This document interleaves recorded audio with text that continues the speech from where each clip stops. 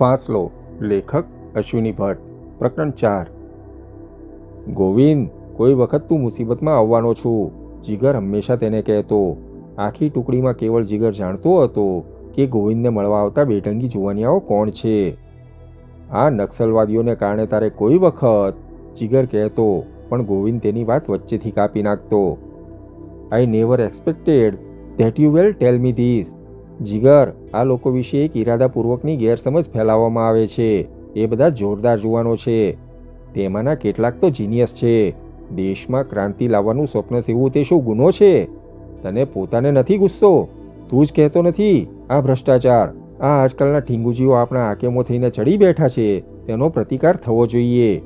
આ ડિસ્પેરિટી, આ કંગાલિયત, આ દેશનો પ્રવર્તમાન ભૂખમરો, આ પોપ્યુલેશન એક્સપોઝન, શિક્ષણ સાથેના ચેડા, આ ઇન્ડસ્ટ્રીયલ અનરેસ્ટ, માલિકો દ્વારા થતું શોષણ અને યુનિયનો દ્વારા થતી કનડગત, ખેત મજૂરોની હાલત તું જોતો નથી? અને એ જ દેશમાં સરકારી તંત્રોમાં ચરી ખાનારાઓની જોખમી તું જ ક્યાં બરદાસ્ત કરી શકે છે? Hell with it. મારે તને, જીગર પરોતને, આ સમાજના, આ રાજકારણના, આ અંધાધૂન તંત્રના, આ ધાર્મિક અને સામાજિક વાળાઓના અનર્થ વિશે પ્રવચન આપવાનું છે. You know it, you experience it. પણ તેથી શું ગોવિંદ? જે કામ ગાંધીજી ન કરી શક્યા તે કામ આપણે કરી શકવાના છીએ, જીગર તેને જવાબ આપતો. So what? ગાંધીજીએ પ્રયત્ન કર્યો, તેઓ પ્રયત્ન કરવામાં ખોટું શું છે? પણ નક્સલવાદીઓ ગાંધીવાદીઓ નથી. એ બુઝરવા દલીલ છે માય ડિયર. ગાંધી પણ એટલો જ ક્રાંતિકારી આદમી હતો જેટલો માઓ અને લેનિન. સમાજની પરિસ્થિતિ બદલાય તેમ ક્રાંતિના સાધનો પણ બદલાય. અહિંસા અને હિંસાની ચર્ચા કાઢીને પાછા આપણે સમય બરબાદ ન કરીએ. ગાંધીની પાસે જે લક્ષ્ય હતું તે લક્ષ્ય માટે તેમને જે સાધન વાપર્યું તે યોગ્ય હતું, કારણ કે એ સફળ થયું. સાધનની યોગ્યતા સફળતા પછી જ નક્કી થાય છે. ગાંધી નિષ્ફળ ગયા હોત તો પણ તેમનો અંત આમ જ થયો હોત. હું તો એટલું જ માનું છું જીગર, જે વળતો નથી તેને કાપી નાખવો. આ પોલીસ તંત્ર, આ રાજકારણ, આ કાળા બજાર, દાણચોરી એન્ડ વોટ નોટ. તને લાગે છે કે કોઈ ધરતીકંપ વગર, વિસ્ફોટ વગર દૂર થઈ શકે? વેલ, લેટ અસ નોટ ડિસ્કસ. આપણે બીજા ઘણા કામો છે, જીગર કહેતો. આવી ચર્ચા ઘણી વગર ઉગ્ર પણ બની જતી અને ગોવિંદ કેટલાય દિવસ સુધી ત્રસ્ત રહેતો. તેને ખુશ કરવા જીગર તેની પત્રિકાઓ તૈયાર કરી આપતો. અશોક શેખાવત સહેજ સ્થૂળ હતો, આંખો મલાખી, ગોળ ગાલ, સહેજ આગળ પડતું પેટ, જાડા પગ અને કાળા જથ્થાબંધ વાળ. અવનવા ઓજારો અને મશીનો સિવાય તેને કોઈ રસ ન હતો. મિકેનિકલ એન્જિનિયરિંગની સાથે ઇલેક્ટ્રિકલ એન્જિનિયરિંગ અને ઇલેક્ટ્રોનિક્સ. તે અને ગોવિંદ એક જ રૂમમાં સાથે રહેતા, પણ તેમના કમરામાં બેસો એટલે એમ જ લાગે કે તમે કોઈ વર્કશોપમાં આવ્યા છો. યુનિવર્સિટીની પાછળ ચિત્તોડના હાઈવે પર આવેલી એક સોસાયટીમાં તેમણે એક ગરાજ ભાડે રાખ્યું હતું. ગોવિંદ આમ તો મેડિકલ હોસ્ટેલમાં રહી શકે તેમ હતો, પણ અશોકના આગ્રહથી તેમણે અલાયદી રૂમ ભાડે રાખી હતી. પાછળથી ગોવિંદને નિર્ણય ગમ્યો પણ હતો, કારણ પોતાના કમરામાં રહેવામાં તેને વધારે સ્વતંત્રતા રહેતી. ચંદર સ્વભાવે પણ ક્રિકેટર હતો. 5 ફૂટ 11 ઇંચ ઊંચો અને અલમસ્ત. ચંદન નામેચા તદ્દન ભલો આદમી હતો. ત્યારે ગમે તેને બે વળગાડી દેતા વિચાર કરતો નહીં, પણ તેને ભૂલી જતા પણ વાર લાગતી નહીં. ચંદન મૂળ નિમાચનો હતો, પણ તેના ઉદયપુરમાં ઠરીઠામ થયેલા 2 ભાઈઓ અને 3 બહેનનું તેમનું કુટુંબ શાસ્ત્રી સર્કલથી થોડે દૂર એક બંગલામાં રહેતું. તેના પિતા ઇન્કમટેક્સ સેલ ટેક્સ પ્રેક્ટિશનર હતા અને રાત દિવસ મહેનત કરીને તેમણે મકાન બંધાવ્યું હતું. ડાક બંગલાના એ નાનકડા કમરામાં બારીની બહાર ઉગેલી કેળના પાંદડા પર મકોડા જોતા જોતા જીગર તેના મિત્રોને યાદ કરી રહ્યો. આવા મિત્રો! ઓહ ગોડ! શા માટે તેણે ગોવિંદને વાર્યો નહીં? શા માટે? તેણે મક્કમ રહેવા જેવું હતું. તેણે જો ના કહી હોત તો ગોવિંદ આ કામ કરવા તૈયાર ન થાત, પણ એ ના પાડી શક્યો નહીં. તેને કોઈ ક્રાંતિ કરવી ન હતી. તે અંગ્રેજીનો, સાહિત્યનો વિદ્યાર્થી હતો. એક કર્મકાંડી બ્રાહ્મણનો દીકરો હતો.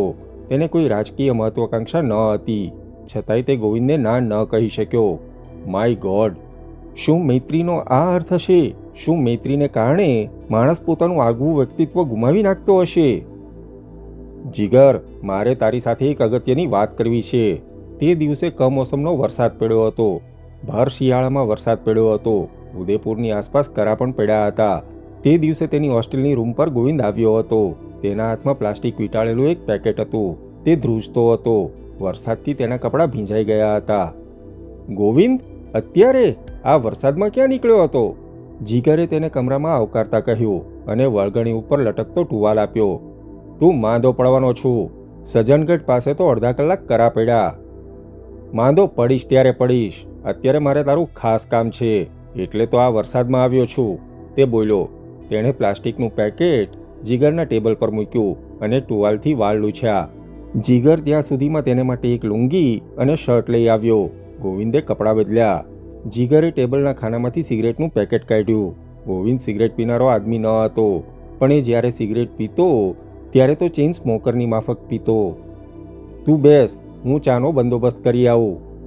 નહીં, મારે ચા નથી પીવી, તે બોલ્યો.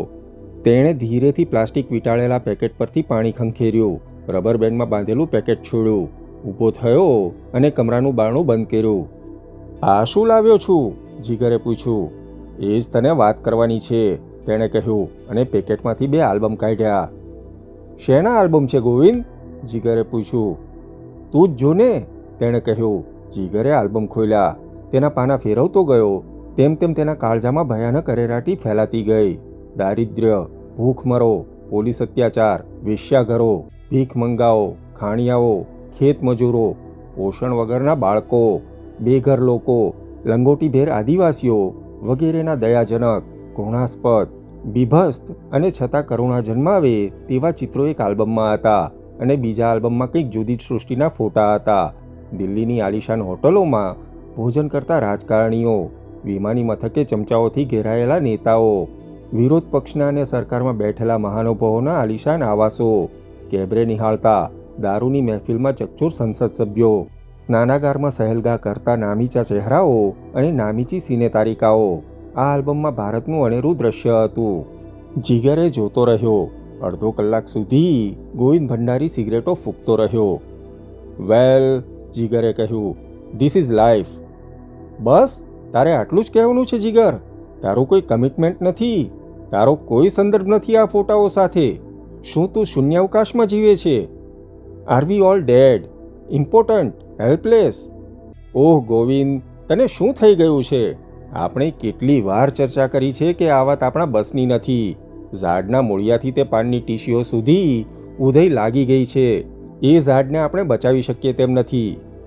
ધેન કટ ઇટ, કાપી નાખો એ ઝાડને અને નવું વૃક્ષ વાવો. ઓકે, મારે અત્યારે બહસ કરવી નથી. બોલ, તારે શું પર્સનલ કામ હતું? મારે 10 લાખ રૂપિયા જોઈએ છે. That is my share, my responsibility, ગોવિંદે કહ્યું. એટલે? મારે નેશનલ ફેડરેશનમાં 10 લાખ રૂપિયા આપવાના છે. મારે એટલા પૈસા જૂન મહિના પહેલાં એકઠા કરવાના છે અને આજે મારે તેનો જવાબ આપવાનો છે, તે બોલ્યો. 10 લાખ રૂપિયા? અરે ગોવિંદ, ચિત્તોડની તારી પેલી પ્રાઇમરી સ્કૂલ માટે 10,000 રૂપિયા ભેગા ન થઈ શક્યા ને તારે 10 લાખ રૂપિયા ભેગા કરવા છે? એ તો હરીશ જઈને તેના બાપને કહીને થોડાક વેપારીઓ પાસે આપણને પૈસા અપાવ્યા ન હોત તો સ્કૂલ માટે 500 પણ આપણાથી એકઠા ન થાત. એનીવે, હું ફાળા એકઠા કરવા માટે સમય બગાડવા માગતો નથી અને ધાર કે એવો ફાળો ભેગો થઈ શકે તો પણ 10 લાખ રૂપિયામાં આ ભયાનક સડો દૂર થવાનો નથી. આઈ નો 10 લાખ રૂપિયાથી કામ નથી થવાનું, 10 કરોડથી નથી થવાનું, પણ 10 કરોડ ભેગા કરતાં તકલીફ નથી. કરોડના હથિયારો હશે તો 500 કરોડ ભેગા કરતાં તકલીફ નથી થવાની. ફાળો હાથ ફેલાવીને નહીં, બંદૂકને નાળચે ઉઘરાવીશું તો ના પાડવાની કોઈ હિંમત કરવાનો નથી. ગોવિંદ, વાતો કરવાથી સમય અને શક્તિ બગડે છે. ઘેર જઈને આરામ કર. તારે આ વર્ષે છેલ્લી પરીક્ષા આપવાની છે, જીગરે કહ્યું. જીગર, તું મને મદદ નહીં કરે? તું દોસ્ત નથી શું? દોસ્તીની કિંમત 10 લાખથી વધુ નથી? દોસ્તીની કિંમત જ ન કરી શકાય ગોવિંદ. તો તું આ કહે છે ને? શેની? આ 10 લાખ એકઠા કરવાની. ઓકે, હા, જીગરે કહ્યું. પણ એકઠા કરવાના કેવી રીતે? બેંક રોબરી, લૂંટથી. વોટ? જીગરે આશ્ચર્યથી પૂછ્યું. ગોવિંદ, તું પીને તો નથી આવ્યો ને? કહીને જીગર હસ્યો. ખરેખર ગોવિંદ, તું આમને આમ ક્યાંક ગાંડો નથી જાય, જીગરે કહ્યું ત્યારે ગોવિંદ તેના ખોળામાં મૂકેલો આલ્બમ જોતો હતો. The bloody pictures, the bloody rotten pictures. Police પહેરા નીચે ડાક બંગલામાંના પેલા કમરામાં કેળ પર ફરતા મકોડા જોતા તે વિચારતો હતો. ત્યાં બારણે બૂટ ખખડ્યા. તે ચમક્યો. તેણે હરીશચંદનું નામ લખેલો કાગળનો ડૂચો મોઢામાં નાખ્યો. બારણામાં હાંડાનો ઓર્ડર લઈ લાધાજી તેને માટે ખાસ મંગાવવામાં આવેલા ગુલાબજાંબુની ભરેલી ડીશ લઈને ઊભો હતો. તેના હૈયામાંથી ઊની વરાળ નીકળી. ઓહ ગોડ, 10 યર્સ! 10 વર્ષ તેણે ગુમાવ્યા હતા. તેણે ફરી કરવટ બદલી. Govind Bhandari, Ashok, Harish, Chandan. It was all tragic. કેવી ગમખ્વાર ઘટના! આજે 10 વર્ષે છેલ્લા દિવસે તેનાથી કશું જ વિસરાયું ન હતું. ફરી ફરીને અજબ સ્પષ્ટતાથી એક એક વાત તેને યાદ આવતી હતી. ડીએસપી હાંડાનો ઓર્ડર લઈ તેને માટે ગુલાબજાંબુ લઈને આવ્યો હતો. એ અદના પોલીસ કોન્સ્ટેબલના ચહેરા પર આશ્ચર્ય હતું. લોકઅપ રૂમની પોલીસ ચોકીની ગંધાતી ખોલીને બદલે આ લૂંટારાને ડાક બંગલામાં લવાયો હતો અને એ ઓછું હોય તેમ મગમગતા ગુલાબજાંબુઓ તેને અપાઈ રહ્યા હતા. બાકી તો પોલીસના હાથમાં ઝડપાયો હોય તેને જ ખબર પડે કે તેની કેવી મરમ્મત થાય છે. લાધાજીએ કંઈક અહોભાવથી જીગરની સામે જોયું અને ડીશ ટેબલ પર મૂકી. હુકમો પાળવા ટેવાયેલો ઓર્ડર લઈ ક્ષણભર ત્યાં રોકાયો, પણ જીગર તો બારીની બહાર જોતો. મોઢામાં મૂકેલી કાગળ નીચે બરખી ચાવતો ઊભો રહ્યો હતો. લાધાજીએ બહારથી બારણું ખાલી વાસ્યું. બારણાની બહાર આર્મ પોલીસ કોન્સ્ટેબલો જાણે મોરચો માંડીને બેઠા હોય તેમ જ તૈનાત હતા. પોલીસના જપ્તામાં કોઈ કચાશ ન હતી. જીગરને સમજાતું ન હતું કે પોતે શું કરવું જોઈએ. પોલીસવાળાઓએ તેને અપરંપાર મૂંઝવણમાં મૂક્યો હતો. શું મારા મિત્રો પકડાયા હશે? તેમને ક્યાં રખાયા હશે? ખરેખર ગોવિંદ ઝડપાઈ ગયો હશે? પણ જીગર કોઈને પૂછી શકે તેમ ન હતો. કોઈ પણ પ્રશ્ન પૂછવા માત્રથી તેને કમિટ થવાનો ભય લાગતો હતો. પણ આ બન્યું કેવી રીતે? My God! તેમણે કેટલી જહેમતથી એક ફૂલપ્રૂફ સ્કીમ બનાવી હતી. નહીં, ક્રાઇમ નેવર પેઝ. એ વાત તદ્દન સત્ય હતી. ગોવિંદને તે સમજાવીને થાક્યો હતો. પણ દોસ્તી એ વિચિત્ર સંબંધ છે. ભાઈ બહેન, પતિ પત્ની, મા દીકરો કે બાપ દીકરી વચ્ચેના સંબંધ કરતાં એ કોઈ વિશિષ્ટ સંબંધ હશે. એ એક્સટેન્શન હશે હોમોસેક્સ્યુઆલિટીનું, કે પછી તેમાં કોઈ હિપ્નોટિક, કોઈ કેમિકલ લોઝ કામ કરતા હશે. તે દિવસે રાત્રે કરા પડતા હતા. આખું ઉદયપુર વાવાઝોડા અને કાતિલ ઠંડા પવનની ઝીંકમાં લપેટાયેલું હતું. ત્યારે ગોવિંદ તેની દોસ્તીના નાતે તંતુને ખણખણાવી રહ્યો હતો. ત્યારે પણ જીગરે માન્યું ન હતું કે ગોવિંદ જે બોલી રહ્યો છે તે કરવા માગે છે. તેણે ગોવિંદના ઉશ્કેરાટને શમાવવા પ્રયાસ કર્યો હતો. તને એમ લાગે છે કે હું મજાક કરું છું જીગર? આઈ એમ ડેમ્ડ બ્લડી સિરિયસ. હું જે કરવા માગું છું તે જ વાત કરવા તને આવ્યો છું. તે બોલતો હતો, બબડતો હતો. તું બેસ ગોવિંદ, આ તારું છેલ્લું વર્ષ છે. મને લાગે છે કે MBBS થયા પછી, એક વખત તું ડૉક્ટર થઈ જા. પછી તારે જે કરવું હોય તે કરજે. આલ્બર્ટ સ્વાઇઝરની માફક તું ક્યાંક આદિવાસીઓની વચ્ચે જઈને સેવા કરજે. હું ત્યાં વખતો વખત આવીને પ્રૌઢ શિક્ષણના વર્ગો ચલાવીશ. જીગરે હસીને તેને કહ્યું હતું. ગોવિંદે પોતાના ખોળામાંથી ફોટો આલ્બમ બાજુએ મૂક્યા અને તે જીગરની સામે કંઈક આક્રોશથી જોઈ રહ્યો. તેના ગોળ સોનેરી રીમવાળા ચશ્મા નીચે દેખાતી તેની ગોળ આંખો સળગતી હતી. તેની આંખની સફેદીમાં રાતી નસો દાવાનળની જ્વાળાઓ સમી ધબકતી હતી. તારી હાસ્યવૃત્તિ ગમી, પણ હું અત્યારે તારી સેન્સ ઓફ હ્યુમરને બિરદાવવા આવ્યો નથી. તને એમ લાગે છે કે હું દર્દીઓની સારવાર કરીશ તેથી દેશ તંદુરસ્ત થઈ જશે? તને એમ લાગે છે કે મારે વર્ધા કે પવનાર જઈને કોઈ ઇસ્પિતાલ ખોલવી, રેંટિયો કાતવો અને પોતળી પહેરીને ઓપરેશન કરવા, કે આયુર્વેદના ઓસડિયાનો પ્રચાર કરવો? તું એમ માને છે કે મારે આ દેશના સંદર્ભવિહીન દેશસેવકોની માફક આશ્રમો ખોલવા? તને ખબર છે આ દેશ આશ્રમોથી છલકાયેલો છે. જીગર, અમેરિકામાં કે વેસ્ટ જર્મનીમાં, ઇંગ્લેન્ડ કે ફ્રાન્સમાં જેટલા દારૂના પીઠા છે તેના કરતાં દેશમાં આશ્રમોની સંખ્યા વધારે છે. એ આશ્રમો પણ વેસ્ટેડ ઇન્ટરેસ્ટ છે. બુઝરવા એસ્ટાબ્લિશમેન્ટની એક શાખા છે. આશ્રમો તે જ લોકો સ્થાપે છે જે માનસિક અને રાજકીય નપુંસકતાથી પીડાય છે. આશ્રમો લોકોને એસ્કેપ આપે છે, પલાયનવાદી બનાવે છે. Hell with it. રાજકીય પક્ષોને પણ એ માફક આવે છે.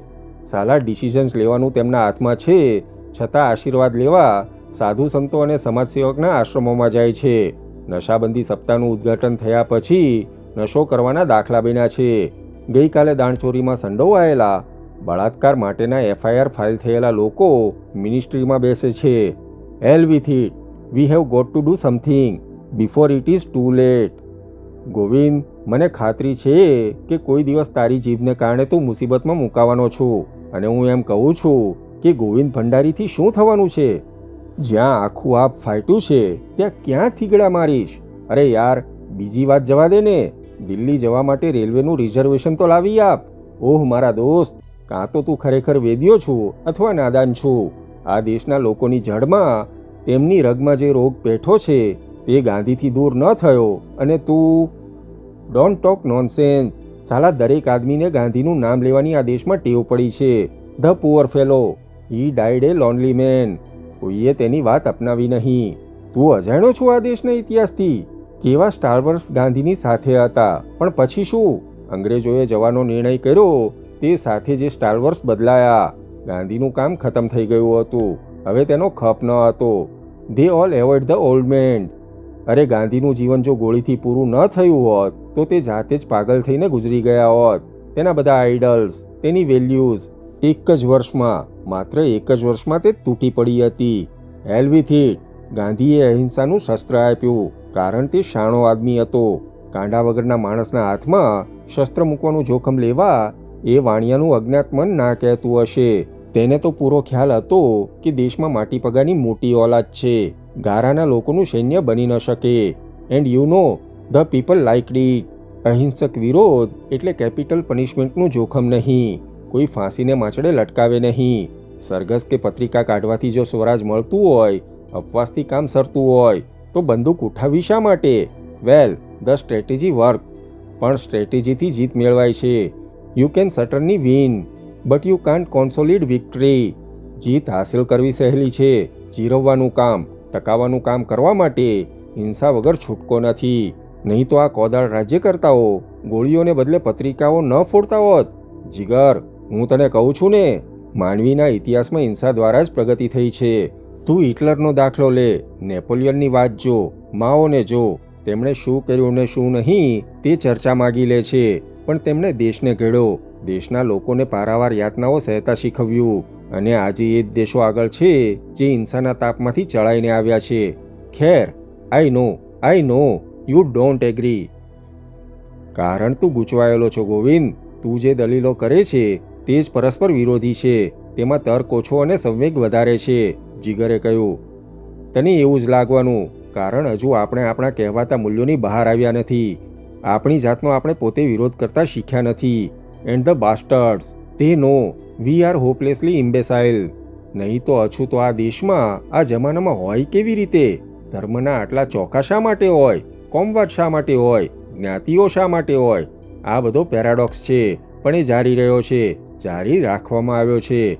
એ ખૂબી છે, પોલિટિક્સ સ્ટ્રેટેજીની ખૂબી છે. સેક્યુલારિઝમના ભાષણો કરો, પણ ટિકિટો જ્ઞાતિને જાતિને ધોરણે આપો. આ રાજકીય સમીકરણો છે જીગર. કાયદે એવા ઘડો કે મજૂરો ખુશ થાય. કોર્પોરેટ ફાઇનાન્સના કૌભાંડો થઈ શકે. હડતાલો પડવા દો અને મૂડીવાદીઓને થાબડો. મજૂરોને માટે ચંદો એકઠો કરો અને લડાવો અને પછી સમાધાન કરાવો. બે બિલાડી અને વાંદરાનું દ્રષ્ટાંત છેક ઈસપના સમયથી ચાલ્યું આવે છે. ધર્માંતાને ગાળો દો અને તિરુપતિમાં ફૂલ ચડાવો. ધર્મનું ખંડન કરો અને શંકરાચાર્યના આશીર્વાદ મેળવો. ગૌવત ચાલુ રાખો અને પવનાર શાંતિ માટે જાઓ. ક્યાં નથી વિરોધાભાસ? અરે જીગર, મારા દોસ્ત, વિરોધાભાસથી તો આ દેશમાં સત્તાઓ ટકી રહી છે. PWDના પટ્ટાવાળાને લાંચ લેતા પકડો અને સિમેન્ટની થેલીઓ વેચો. માય ડિયર, લિસ્ટ એટલું લાંબુ છે કે ખુદ ગણપતિ આવે તો પણ ડિક્ટેશન ન લઈ શકે. ગોવિંદ ઉશ્કેરાટમાં ઊભો થયો. તેણે સિગરેટ સળગાવી. દિવાલ તરફ મોં ફેરવીને ઊભો રહ્યો. આ બદલાવવું જોઈએ, આ પલટી નાખવું જોઈએ.